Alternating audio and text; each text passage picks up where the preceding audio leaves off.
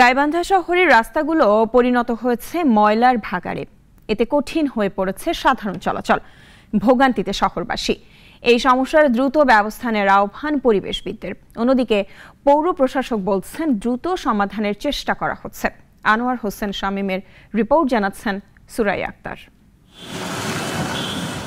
শহরের বানিয়ারজান এলাকার প্রায় ১.৫ মাস ধরে পৌরসভার আবর্জনা সংগ্রহের কাজ বন্ধ রয়েছে। ফলে আবর্জনা জমে শহরটি দুর্গন্ধময় ও অস্বাস্থ্যকর হয়ে উঠেছে। পৌরসভা সূত্রে জানা যায়, রাজনৈতিক পট পরিবর্তনের পর থেকে পৌরসভার ময়লা আবর্জনা ফেলার নির্ধারিত জায়গায় ময়লা আবর্জনা ফেলা বন্ধ করে দিয়েছে ওই এলাকার জনগণ। যত্রতত্র ময়লা আবর্জনায় দুর্গন্ধে মানুষের জীবন দুর্বিষহ হয়ে উঠেছে।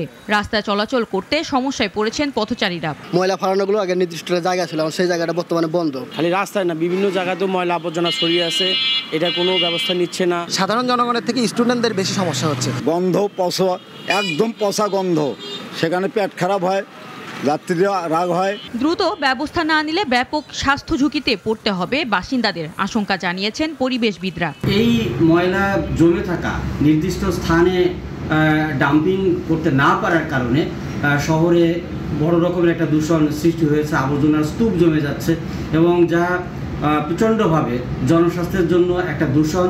অল্প দিনের মধ্যে এই সমস্যার সমাধান হবে, আশ্বাস দেন প্রশাসনের এই কর্মকর্তা। আমরা এটা শেষ পর্যন্ত সিদ্ধান্ত নিয়েছি যে প্রত্যেকটা ওয়ার্ডের পরে স্ব ওয়ার্ডে কাউন্সিলরদের মাধ্যমে আমরা ফেলবো আর কি। পরিবেশ রক্ষার্থে পৌরসভা কর্তৃপক্ষ দ্রুত ময়লা আবর্জনা অপসারণ করে স্বস্তির নিঃশ্বাস নেওয়ার সুযোগ করে দিবেন, এমনটাই দাবি পৌরবাসীর। সুরাইয়া আক্তার, নাগরিক। ২৫০টিরও বেশি ডিজাইন অপশন নিয়ে ওয়ালটন স্মার্ট ফ্রিজ, বোঝে আপনার প্রয়োজন।